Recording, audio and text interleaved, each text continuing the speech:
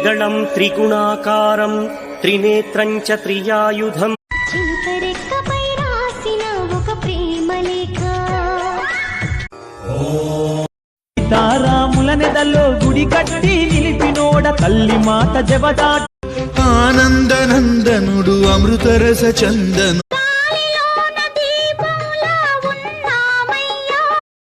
ఏడు కొండల వాస శ్రీ వెంకటేశ.